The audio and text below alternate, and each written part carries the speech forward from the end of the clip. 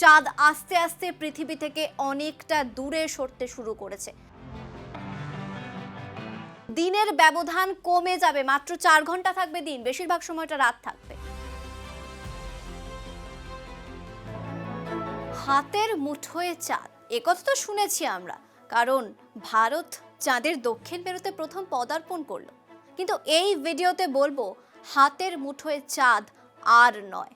News 18 Bangla ডিজিটালে আপনাদের সকলকে স্বাগত, সঙ্গে রয়েছি আমি অমৃতা।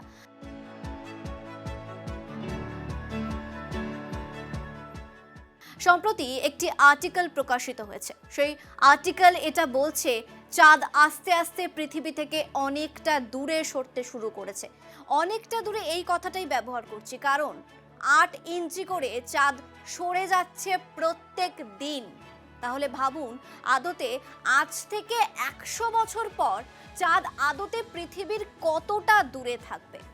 এর আগে যখন চাঁদের জন্ম হয় তখন কিন্তু চাঁদের রং লাল ছিল, কারণ চাঁদে লোহার পরিমাণ তখন ধরা দিত এবং লোহার পরিমাণ বেশি ছিল। চাঁদ নাকি গরম ছিল, চাঁদের তাপমাত্রা অনেক বেশি ঊর্ধ্বমুখী ছিল।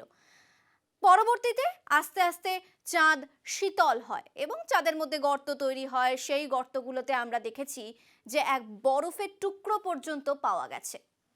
এই আর্টিকেল কিন্তু বলছে প্রত্যেক দিন যদি 8 ইঞ্চি করে চাঁদ সরতে শুরু করে পৃথিবী থেকে, তাহলে পৃথিবীতে দিনের ব্যবধান আরো কমবে। কারণটা কি বলুন তো? আপনাদের নিশ্চয়ই জানতে ইচ্ছে করছে কারণ কি। কারণ এটাই মাধ্যাকর্ষণ শক্তি। চাঁদ পৃথিবীর চারিদিকে ঘুরছে, কিন্তু অন্যান্য গ্রহের টান আরো বেশি। অন্যান্য গ্রহের মাধ্যাকর্ষণ শক্তির প্রভাবে চাঁদ ক্রমশ সেই গ্রহগুলির কক্ষপথে আস্তে আস্তে চলে যাবে। না, এখনো যেতে শুরু করেনি, কিন্তু সম্ভাবনা প্রবল। এবং এটি যদি হয় তাহলে চাঁদের জৌলুস কমে যাবে। আসলে চাঁদের জৌলুস কমবে না, আসলে চাঁদ মামার মতোই থাকবে। আসলে আমরা বোধহয় আজ থেকে বেশ কিছু বছর পরেও বলবো চাঁদ পানামু, কিন্তু আমরা সেই চাঁদকে আর দেখতে পাবো না। পার্থক্য এখানেই। এবং আরও একটা পার্থক্য রয়েছে, কি বলুন তো? পৃথিবীর জলবায়ুতে কিন্তু বিস্তর প্রভাব পড়বে। কেন পড়বে? কারণ দিনের ব্যবধান কমে যাবে, মাত্র 4 ঘন্টা থাকবে দিন, বেশিরভাগ সময়টা রাত থাকবে। আরও একটা বিষয়, গ্রহের উপগ্রহ থাকে। পৃথিবীর উপগ্রহ তাহলে সেক্ষেত্রে কে হবে? অন্য গ্রহের কক্ষপথে যদি চাঁদ প্রবেশ করে, পৃথিবীর কক্ষপথে কে প্রবেশ করবে তাহলে? মাধ্যাকর্ষণ শক্তি ক্রমশ কমছে পৃথিবীর, যার জন্য এই প্রভাব পড়ছে।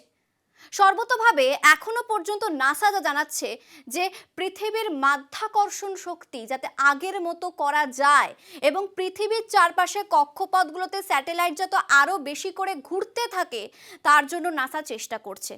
এর ফলে মাধ্যাকর্ষণ শক্তির যে সামঞ্জস্য তা বজায় থাকবে, এবং সামঞ্জস্য বজায় থাকলে কিন্তু চাঁদ মামা হাতের মুঠোতেই থাকবে। হাতের মুঠোয় না হলেও যেমন ছিল তেমনই থাকবে। এবং বিজ্ঞানীরা এও জানাচ্ছেন, যদি চাঁদ অর্থাৎ চাঁদ একটি উপগ্রহ, এটা আমরা সকলে জানি, অন্য গ্রহের উপগ্রহ হয়, সেক্ষেত্রে 24 ঘন্টায় যে দিন রাত্রি হয় সেটা অন্য গ্রহের ক্ষেত্রে প্রযোজ্য হবে। মানে চাঁদ যে গ্রহকে প্রদক্ষিণ করবে। তাহলে সর্বোপরি কি বুঝতে পারছেন? চাঁদ মামা হাতের মুঠোয় বলছি আমরা, কিন্তু চাঁদ মামা থাকবে তো? অবশ্যই থাকবে, সে চেষ্টা করা হচ্ছে এবং বিশেষ কিছু স্যাটেলাইট তৈরি করা হয়েছে, K1 K2, যারা এই বিষয়ের উপর নজর রাখছে এবং তথ্য সংগ্রহ করছে। আপাতত এই পর্যন্ত। সকলকে ধন্যবাদ। সুস্থ থাকবেন, ভালো থাকবেন।